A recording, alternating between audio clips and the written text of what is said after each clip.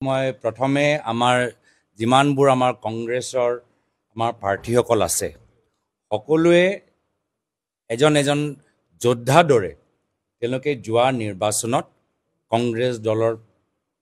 প্ৰতিনিধি হিচাপে ৰাইজৰ মাজত গ'ল যথেষ্ট তেওঁলোকৰ ঘাত প্ৰতিঘাত তেওঁলোকে সন্মুখীন হ'বলৈ হ'ল সকলোৱে দেখিলে যে পুলিচ প্ৰশাসন বিধায়কসকল ভয় ভাবুকি কেনেদৰে ব্যৱহাৰ কৰা গ'ল এইবোৰ সবটো কেমেৰাৰ ওপৰতে আছে প্ৰচাৰ আৰম্ভণিত কেনেদৰে বিধায়কসকলে কথাবোৰ আছিলে শেষৰ ফালে কেনেদৰে কথাবোৰ আছিলে প্ৰশাসনৰ কি ভূমিকা আছিলে আৰক্ষীসকলৰ কি ভূমিকা আছিল তথাপিও এই সময়ত যে আমাৰ কংগ্ৰেছৰ প্ৰাৰ্থীসকলে তেওঁলোকে যে আগবাঢ়ি গ'ল মই প্ৰথমতে তেওঁলোকক শুভেচ্ছা দিবলৈ বিচাৰিছোঁ আৰু কৃতজ্ঞতা দিবলৈ বিচাৰিছোঁ আজি এজন গাঁৱৰ এজন যুৱক বা যুৱতী বা এজন প্ৰাৰ্থীৰ বাবে ইমান সহজ নাছিল যোৱা পঞ্চায়ত নিৰ্বাচন ইয়াৰ আগতেও বিভিন্ন নিৰ্বাচন আমি সকলোৱে দেখা পাইছোঁ কিন্তু এনেকুৱা পৰিস্থিতি আমি সন্মুখীন হোৱা নাই আৰু এই সময়ত তেওঁলোকে যিদৰে আগবাঢ়ি গ'ল মই তেওঁলোকক শুভেচ্ছা দিছোঁ যিসকল জিকি ওলালে মই তেওঁলোকক আৰু মোৰ মৰম যাচিছোঁ আৰু সকলোকে আমি কৈছোঁ যে আমি আগবাঢ়ি যাম আৰু আপোনালোকৰ প্ৰশ্ন এই প্ৰশ্নতে উত্তৰ লুকাই আছে যে ৰাজনীতিত কোনো এটা পৰিস্থিতি সদায় কাৰণে স্থিৰ নাথাকে এক বছৰ আগত ইয়াত আমাৰ উজনি অসমত পৰিৱেশটো বেলেগ আছে এক বছৰ পিছত আজি বৰ্তমানৰ সময়ত পৰিৱেশটো বেলেগ অহা বছৰ যে আকৌ সলনি হ'ব পাৰে এইটোতো ইয়াত আমি প্ৰমাণ পাই গ'লোঁ যিহেতু এক বছৰ ভিতৰতে আপোনালোকৰ কোৱাৰ দৰে য'ত আমি বিভিন্ন পঞ্চায়তত আমি লোকসভা সময়ত আমি জয়লাভ কৰিলোঁ আজি এক বছৰ পিছত ৰাজনৈতিক পৰিস্থিতি সলনি হৈছে একেহে শৃংখলাত অহা বছৰো হ'ব পাৰে কিন্তু আমি বহুতখিনি আমি কথা ইতিমধ্যে আমি জানিব পাৰিছোঁ আমি যোৱাকালিৰ পৰা আমি বিভিন্ন প্ৰাৰ্থীসকলৰ লগত আমি কথাবোৰ পাতিবলৈ আৰম্ভ কৰিছোঁ আৰু প্ৰাৰ্থীসকলেও নিজৰ কথাবোৰ মুকলিকৈ আমাক জনাইছে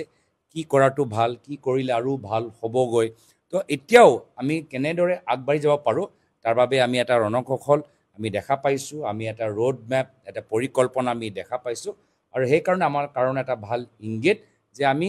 ক'ত যাব লাগে আমি এদিনৰ ভিতৰতে আমি গম পাই গৈছোঁ যে নিজকে আমি কেনেদৰে শুদ্ধ কৰিব লাগে আৰু এই ক্ষেত্ৰত আজি গাঁৱৰ মানুহ তেওঁলোকে আজি যি আস্থা লৈ আজি বৰ্তমান বিজেপি দলটোক সমৰ্থন কৰিছে মই আশা কৰোঁ যে তেওঁলোকৰ আস্থা বিনিময়ত কামখিনি হ'ব লাগে এতিয়া এই বহুতে আশা কৰে যে যিদৰে আঁচনি উল্লেখ কৰা গ'ল আঁচনিবোৰ নাম লোৱা গ'ল যিদৰে আন্তঃগাঁথনি উন্নয়ন হ'ব সেইখিনি নাম লোৱা গ'ল বিভিন্ন ধৰণৰ ঘোষণা যে কৰা গ'ল সেইখিনি কাম যে হয় আৰু এই ক্ষেত্ৰত ৰাইজক যে বিজেপিয়ে যে মিছা কথা কৰা নাই বা কোৱা নাই বা বিশ্বাস কথা কৰা নাই এই ক্ষেত্ৰত কংগ্ৰেছ দলে এটা নিৰ্ণায়ক ভূমিকা গ্ৰহণ কৰিব আমি বিভিন্ন সময়ত আমি তৃণমূল কৰ্মীসকলৰ লগত বাৰ্তালাপত আছোঁ তৃণমূল কৰ্মীসকলৰ লগত আমিও যোৱাকালিৰ পৰা আমি লগ পাই আছোঁ যিসকল আমাৰ প্ৰাৰ্থী য'ত আমি ভাবিছিলোঁ যে তেওঁলোকে জয়লাভ কৰিব আমি গোটেইখিনি কথা আৰু প্ৰত্যেক কথা আমি গুৰুত্ব সহকাৰে লৈছোঁ আমি নিজকে কেনেদৰে আৰু শুদ্ধ কৰিব লাগে আমি সাংগঠনিকভাৱে কেনেদৰে শুদ্ধ কৰিব লাগে আমি তললৈ কোনকেইটা বিষয়ৰ ওপৰত বেছি জোৰ দিব লাগে ৰাইজৰ মাজত কিদৰে হেঁচা প্ৰয়োগ কৰা গ'ল আঁচনিৰ আজি কেনেদৰে তাৰ ৰাজনীতিকৰণ কৰা গ'ল প্ৰশাসনৰ কেনেদৰে ৰাজনীতিকৰণ কৰা গ'ল গোটেই আমি ভালদৰে এটা সমীক্ষা আমি কৰি আছোঁ আৰু যোৱাকালিৰ পৰা মই দেখা পাইছোঁ যে আমাৰ কৰ্মীসকলৰ পৰা যি বাৰ্তা পাইছোঁ যে তেওঁলোকে হাৰ মানি লোৱা নাই তেওঁলোকে এতিয়াও মানে নিষ্ঠাৰে ৰাইজৰ মাজত থাকিবলৈ বিচাৰে হয় এদিন দুদিন তেওঁলোকে জিৰণি ল'ব কিন্তু আকৌ পুনৰবাৰ বাগৰ দৰে তেওঁলোকে পথাৰত ফিল্ডত ওলাই আহিব সব দল নিজকে আৰু শুদ্ধ কৰাটো স্বাভাৱিক তেওঁলোকে নিজকে শুদ্ধ কৰক আমি আৰু আগবাঢ়ি যাম তেওঁলোকে আমাক অনুকৰণ কৰি থাকক আমি আৰু আগবাঢ়ি যাম আমি নতুন নতুন পৰিকল্পনা নতুন নতুন ৰণকৌশল নতুন নতুন প্ৰচাৰ মাধ্যম নতুন ধৰণৰ নতুন বিষয়বোৰ লৈ আমি কিন্তু আমাৰ কথা বিজেপিৰ লগত নহয় ৰাইজৰ পৰা আমি কি গম পাইছোঁ ৰাইজে কি বিচাৰে যিদিনা আমি ৰাইজৰ আহ্বানৰ ওপৰত বেছি জোৰ দিম ৰাইজৰ পৰামৰ্শ অনুসৰি কাম কৰিম বিজেপি কি কৰিছে কি কৰা নহয় ৰাইজে শেষত গৈ সিদ্ধান্ত ল'ব যে যোৱাবাৰ যদি তেওঁলোকে কংগ্ৰেছক ভোট দিলে এইবাৰ তেওঁলোকে বিভিন্ন কাৰণত বিজেপিক ভোট দিছে অহাবাৰ যে নিৰ্ণায়ক যে নিৰ্বাচন হ'ব যে ফাইনেল ৰিমেচ হ'ব এই ফাইনেল ৰিমেচত আমি গোটেই ৰাইজৰ ভিত্তিত নিজৰ প্ৰচাৰ আমি কৰিম আকৌ কৈছোঁ এক বছৰৰ ভিতৰত ৰাজনীতিত যথেষ্ট মানে তাত সলনি হ'ব পাৰে পৰিৱৰ্তন হ'ব পাৰে অহা বছৰলৈকে কি পৰিস্থিতি থাকে কি পৰিৱেশ থাকে মানুহৰ মাজত যিহেতু এই নিৰ্বাচনত তেওঁলোকে নিজৰ গাঁৱৰ প্ৰতিনিধিসকল তেওঁলোকে চিনাক্ত কৰি আছে বা গাঁৱৰ প্ৰতিনিধি চাই তেওঁলোকে ভোট দিছে অহা বছৰ তেওঁলোকে চৰকাৰ বিধায়ক বা বিধায়িকা বা চৰকাৰৰ কোন দলৰ চৰকাৰ হ'লে বেছি ভাল তো অহা বছৰ নিৰ্বাচনত ৰাইজৰ মনত যিবোৰ প্ৰশ্ন থাকিব সেই প্ৰশ্নত যথেষ্ট এটা পৰিৱৰ্তন দেখা পাব আৰু সেইকাৰণে যদি যোৱা বছৰ তেওঁলোকৰ ভোট দিয়া সময়ত ভাবিছিল যে সাংসদজন কেনেদৰে হ'ব লাগে বা বিজেপিক কিমান আসন দিলে ভাল হ'ব কংগ্ৰেছক কিমান শক্তিশালী কৰিব লাগে এইবাৰ তেওঁলোকৰ গাঁও উন্নয়ন গাঁৱৰ পৰিস্থিতি চাই কৈছে তো অহা বছৰো তেওঁলোকৰ পৰিস্থিতি বা কি প্ৰশ্ন সুধি নিজকে সুধি তেওঁলোকে ভোট দিব তাৰ ভিতৰত যথেষ্ট সলনি হ'ব আৰু সেইকাৰণে মই ৰাইজৰ বিবেকটো মই যথেষ্ট মই সন্মান কৰোঁ আৰু মই আশাবাদী যে আমি ৰাইজৰ বিবেকৰ ওপৰত নিৰ্ভৰ কৰি এটা ভাল কাম আৰু নিজকে শুদ্ধ কৰিবলৈ সংশোধন কৰিবলৈ অহা এক বছৰৰ ভিতৰত যথেষ্ট সময় আমি কৰিব পাৰিম আমি বিশ্লেষণটো যোৱাকালিৰ পৰা আৰম্ভ কৰিছোঁহে আমি বিভিন্ন ঠাইত আমি চবতে আমি যামগৈ আৰু সকলোৱে নিজৰ নিজৰ দায়িত্ব ল'বই লাগিব আমাৰ সাংগঠনিক ভিত্তিত দায়িত্ব ল'ব লাগিব বিধায়কসকলৰ দায়িত্ব ল'ব লাগিব সাংসদসকলক দায়িত্ব ল'ব লাগিব নেতৃত্বক দায়িত্ব ল'ব লাগিব আমাৰ ৰণসকল দায়িত্ব ল'ব লাগিব গোটেইখিনি আমি কৰিব লাগিব কিন্তু কোনকেইটা আমি কেনেদৰে শুদ্ধ কৰাটো ভাল খালি ডায়েগন'চিছ কৰিলেতো নহ'ব আমি ডায়েগন'চিছৰ পিছত প্ৰেছক্ৰিপশ্যনটো ল'ব লাগিব যে শুদ্ধ কেনে আমাৰ পৰামৰ্শটো ল'ব লাগিব আমি পৰামৰ্শখিনি লৈ আছোঁ আৰু এই ক্ষেত্ৰত ন' ডাউট আমাৰ ৰিজাল্ট যিদৰে আমি আশা কৰিছিলোঁ যিহেতু প্ৰচাৰৰ সময়ত ৰাইজৰ মাজত পৰা যি বাৰ্তা আমি পাইছিলোঁ এইটো যথেষ্ট আমাৰ কাৰণে এটা শুভ লক্ষণ আছিলে এনেধৰণৰ ফলাফল প্ৰচাৰৰ সময়ত আমাৰ সভাত যদি মানুহবোৰৰ উৎসাহ আপোনালোকে দেখা পায় কৰ্মীসকলৰ উৎসাহ দেখা পায় এই ধৰণৰ ফলাফলৰ লগত যথেষ্ট ডাঙৰ অন্তৰ আছিলে প্ৰচাৰৰ সময়ত মানুহৰ মাজত যিদৰে আমাক স্বাগতম জনাইছিল যিদৰে মানুহৰ একদম হিলদোল ভাঙি তেওঁলোকে ওলাই আহিছিল সেই সময় সেই পৰিৱেশটো যথেষ্ট বেলেগ আছিল আৰু সেইকাৰণে গোটেইখিনি কথা আমি মাত্ৰ যোৱা এদিন দুইদিন এক মাহ দুমাহ নহয় যোৱা 6-7 মাহৰ পৰা আমি কেনেদৰে এই পঞ্চায়ত নিৰ্বাচনৰ বাবে আৰু নিজকে প্ৰস্তুত কৰিব পাৰিলোহেঁতেন গোটেইখিনি কথা অধ্যয়ন কৰাটো ভাল জিলা ভিত্তিত পঞ্চায়ত ভিত্তিত আৰু পিছত গৈ প্ৰদেশ এতিয়া আকৌ কৈছোঁ যে এই সময়ত আমি ফলাফল যোৱাকালি বা সম্পূৰ্ণভাৱে ওলাইছে লগে লগে আমি এই ক্ষেত্ৰত যদি আমি গোটেই সমীক্ষাটো ভালদৰে নকৰোঁ আৰু লগে লগে আমি আগবাঢ়ি যাবলৈ বিচাৰোঁ তেতিয়া আমি শুদ্ধ পথেৰে আমি আগবাঢ়ি যাব নোৱাৰোঁ তো সেইকাৰণে প্ৰথমতে আমি আমাৰ প্ৰাৰ্থীসকল আমাৰ বিভিন্ন জিলাৰ পৰা আমি ৰিজাল্টবোৰ লৈ ভোটিং পেটাৰ্ণবোৰ চাই আমাক অলপ ভালদৰে আমি সমীক্ষা কৰিলে আমি ভাল এটা উত্তৰ বা ভাল পৰিকল্পনা সৃষ্টি কৰিব পাৰিম মানে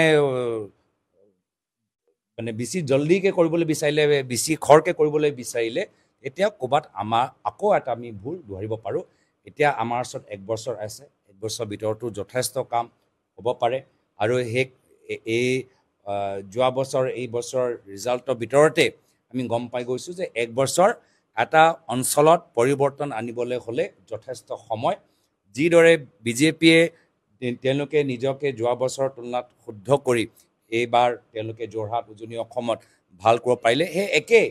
আমিও এই এক বছৰৰ ভিতৰতে নিজৰ স্থিতি ভাল কৰি অহা বিধানসভা নিৰ্বাচনৰ কাৰণে আমি আকৌ ৰিমেচৰ কাৰণে এইবাৰ আমি ৰাউণ্ডটো আমি মানি লৈছোঁ যে যোৱা বছৰ প্ৰথম ৰাউণ্ডটো আমি জিকিলোঁ এইবাৰ ছেকেণ্ড ৰাউণ্ডটো তেওঁলোকৰ ভাল হ'ল ফাইনেল যে ৰিমেচ অহা বছৰ হ'ব এই ৰিমেচৰ কাৰণে একদম মানে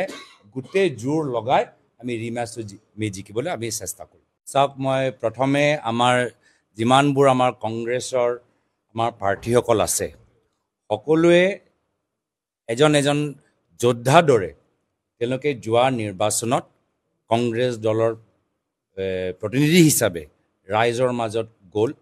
যথেষ্ট তেওঁলোকৰ ঘাত প্ৰতিঘাত তেওঁলোকে সন্মুখীন হ'বলৈ হ'ল সকলোৱে দেখিলে যে পুলিচ প্ৰশাসন বিধায়কসকল ভয় ভাবুকি কেনেদৰে ব্যৱহাৰ কৰা গ'ল এইবোৰ সবটো কেমেৰাৰ ওপৰতে আছে প্ৰচাৰ আৰম্ভণিত কেনেদৰে বিধায়কসকলে কথাবোৰ আছিলে শেষৰ ফালে কেনেদৰে কথাবোৰ আছিলে প্ৰশাসনৰ কি ভূমিকা আছিলে আৰক্ষীসকলৰ কি ভূমিকা আছিল তথাপিও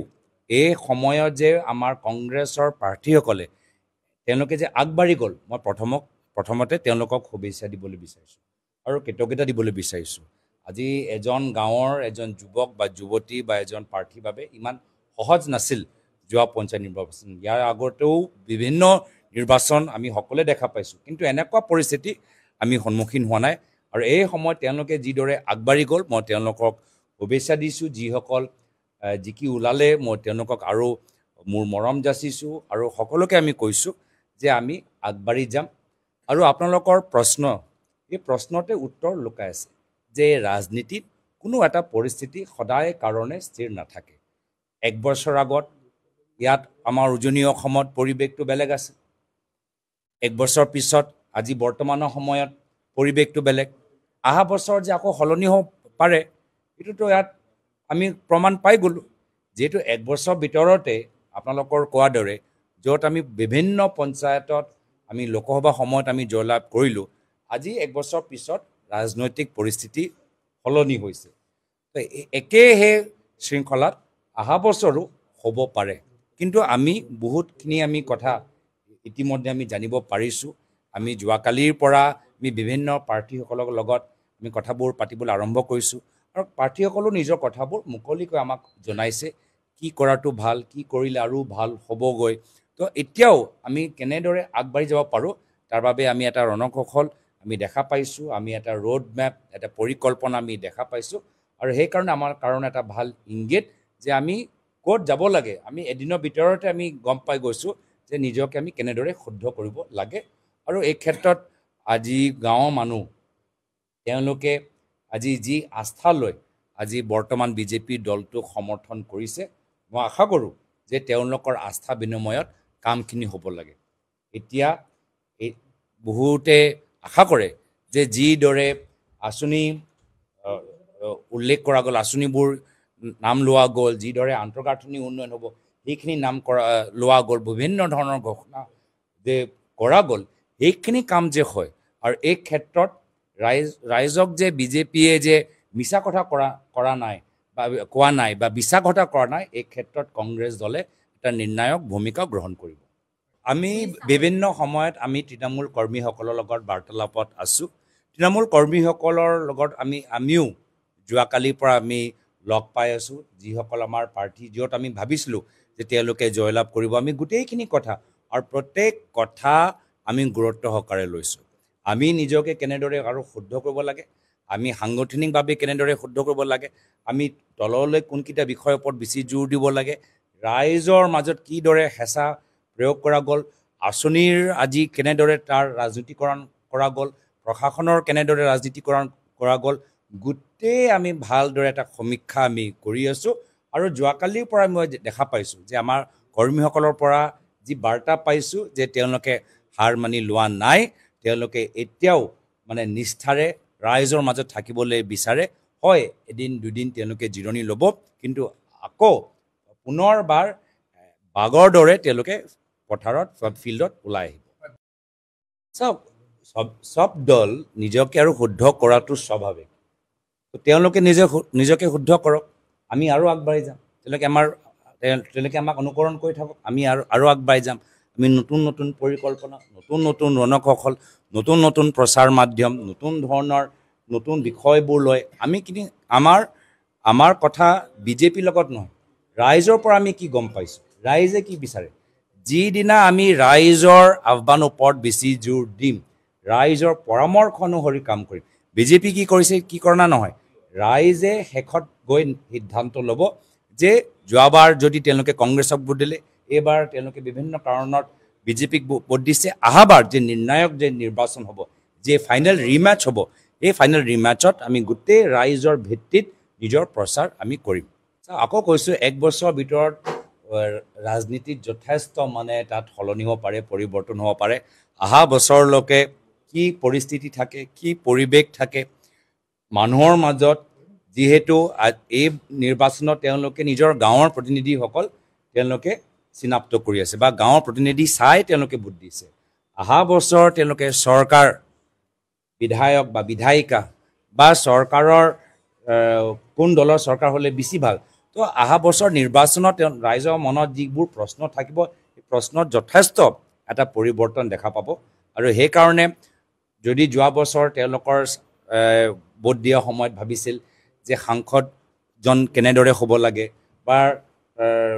বিজেপিক কিমান আসন দিলে ভাল হ'ব, কংগ্ৰেছক কিমান শক্তিশালী কৰিব লাগে, এইবাৰ তেওঁলোকৰ গাঁও উন্নয়ন, গাঁৱৰ পৰিস্থিতি চাই কৰিছে। তো অহা বছৰো তেওঁলোকৰ পৰিস্থিতি বা কি প্ৰশ্ন